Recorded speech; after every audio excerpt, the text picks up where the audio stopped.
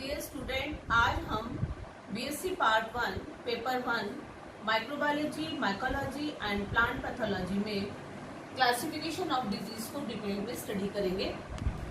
Disease हम लोग जानते हैं कि डिजीज क्या है, कि जब कोई भी होस्ट के ऊपर, किसी भी होस्ट के ऊपर कोई पैथोजन अटैक करता है तो उस होस्ट के अंदर कुछ मॉर्फोलॉजिकल फिजियोलॉजिकल चेंजेस आते हैं, वो ही अवरोध या मॉर्फोलॉजिकल चेंजेस जो होते हैं वो डिजीज कहलाते हैं। अब हम देखते हैं आज कि क्लासिफिकेशन ऑफ डिजीज क्या है, यानी डिजीज को कितने प्रकार में वर्गीकृत किया गया है। डिजीज के प्रकार की अगर हम बारे में बात करें तो हम देखते हैं कि पादप रोग को क्लासिफाई करने के बहुत सारे आधार हैं, बहुत सारे बेसिस होते हैं और उसमें से इन बेसिस के आधार पर ही हमने दो प्रकार में डिजीज को बांटा है। एक नॉन पैरासिटिक, नॉन इन्फेक्शियस और इनएनिमिनेट डिजीज, यानी ऐसी डिजीज जो वातावरण की प्रतिकूल परिस्थितियों के कारण होती है। नॉन पैरासिटिक है, इसका मतलब है किसी परजीवी से वो रिलेटेड नहीं है। वातावरण की जब एडवर्स कंडीशन, एनवायरनमेंट के एडवर्स कंडीशन हो जाती है तब उसी से ये डिजीज होती है। और इस प्रकार से ये नॉन इन्फेक्शियस होती है, असंक्रामक होती है, यानी इनमें कोई भी जैविक या विषाणु रोग कारक संबंधित इसमें नहीं होते। और नॉन इन्फेक्शियस का मतलब होता है कि किसी भी अगर डिजीज प्लांट है वो हेल्दी प्लांट के कांटेक्ट में आता है तो हेल्दी प्लांट के अंदर वो डिजीज नहीं होगी, नॉन इन्फेक्शन।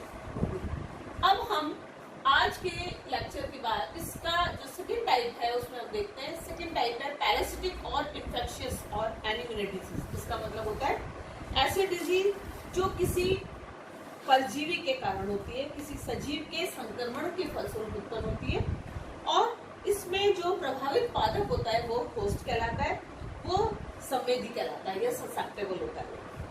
और इसमें जो रोग कारक होता है उसको हम पैरासाइट या पैथोजन कहते हैं। और ये जो डिजीज होती है ये पैरासिटिक, तो इसका मतलब ये हो गया कि ये परजीवी के कारण हुई। और इन्फेक्शियस का मतलब होता है कि अगर इस प्रकार की डिजीज जो होती है वो किसी भी कोई भी पैथोजन जब या डिजीज प्लांट जब किसी भी होस्ट के संपर्क में, हेल्दी प्लांट के संपर्क में आता है तो उस हेल्दी प्लांट में भी वो डिजीज हो जाती है और इस प्रकार से उनका ट्रांसमिशन जो होता है एक से दूसरे में संचरित एक से हो जाता है।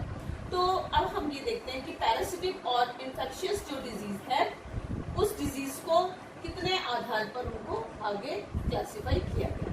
तो इसमें हम देखते हैं कि पैरासिटिक या इन्फेक्शियस डिजीज जो होती है उसको हम 7 टाइप्स में डिवाइड करते हैं। फर्स्ट है according to type of pathogen. पहला है टाइप ऑफ पैथोजन के आधार पर ये डिजीज जो होती है पैरासिटिक डिजीज कैसी है, उसी के प्रकार इसी के साथ सेकंड टाइप होता है एरिया या स्पेसिफिक और टाइम स्पेसिफिक टाइप के प्रकार के आधार पर। दूसरा है एक्सटेंट और इन्फेक्टेड प्लांट के आधार, एक्सटेंट ऑफ इन्फेक्टेड पार्ट हो गया। और फोर्थ होता है परपिटेशन और प्राथमिक संक्रमण के आधार पर। और फिफ्थ होता है सिम्टम्स के आधार पर उस डिजीज को बांटेंगे।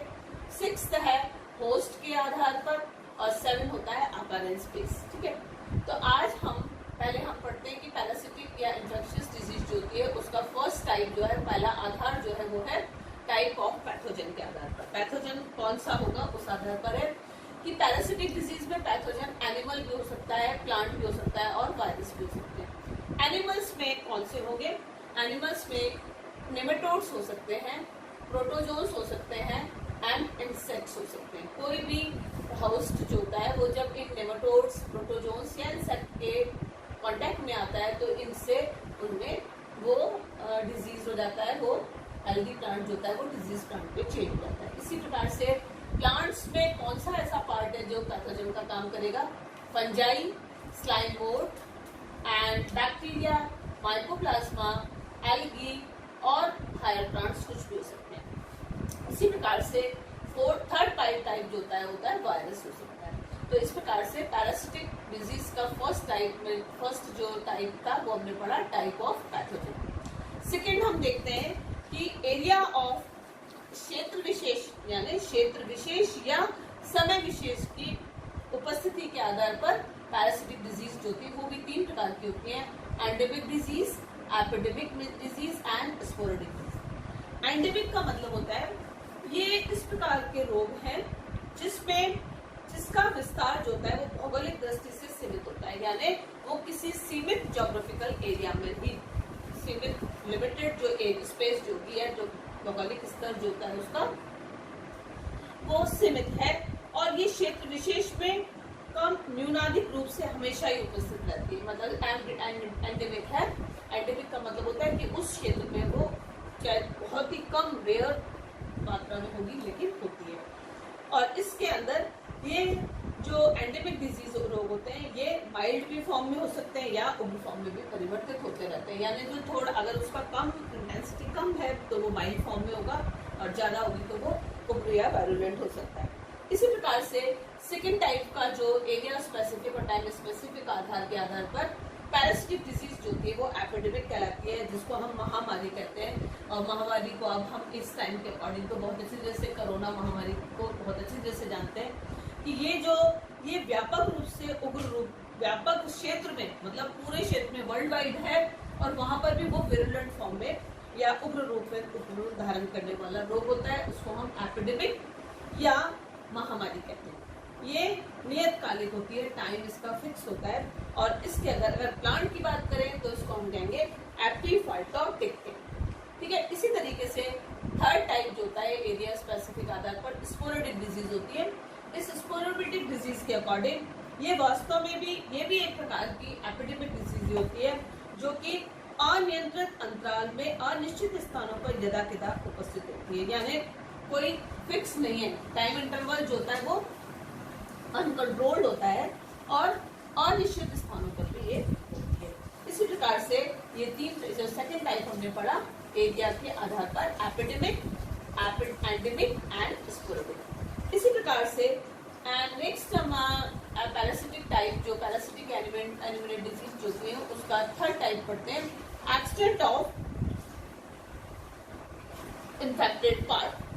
इसमें संक्रमित भागों के विस्तार के आधार पर ये रोग दो प्रकार के होंगे। एक होते हैं सिस्टमैटिक डिजीज होगी, जिसको हम सिस्टमिक डिजीज कहते हैं, यानी ये पादप के सभी भागों में उपस्थित होगी, यानी कोई अगर पैथोजन किसी भी प्लांट पर अटैक करता है तो वो प्लांट के सारे पार्ट जो होते हैं उसके इन्फेक्टेड होंगे, तो इसको हम कहेंगे कि ये एक सिस्टमिक डिजीज होगी। इसी तरीके से इन्फेक्टेड पार्ट का स्टेट ऑफ इन्फेक्टेड पार्ट के आधार पर सेकेंड टाइप होता है लोकलाइज्ड है। लोकलाइज्ड का मतलब होता है कि पौधे के सारे पार्ट अगर कोई भी पैथोजन किसी भी होस्ट पर अटैक करता है तो उस होस्ट के सारे पार्ट इफेक्टेड ना होकर कुछ ही पार्ट जो होते हैं उससे इफेक्टेड होते हैं, जैसे late blight of potato, early blight of potato. ठीक है, इसी तरीके से हम ये पढ़ते हैं आगे कि जो ये डिजीज जो है वो कहाँ पर जाती है।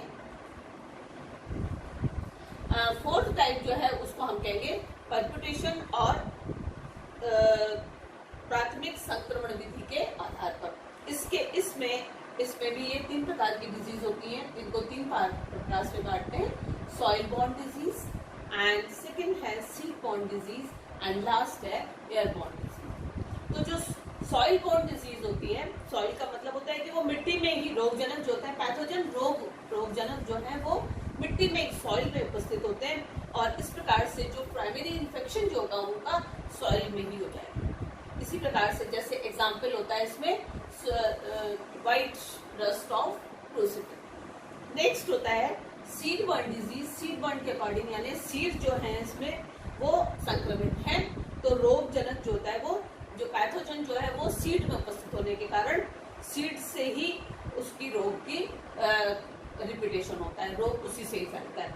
एग्जाम्पल है जैसे स्पॉट डिजीज ऑफ बार्ले और वीट। एंड नेक्स्ट जो है इसी का लास्ट पॉइंट होता है एयरबॉर्न डिजीज।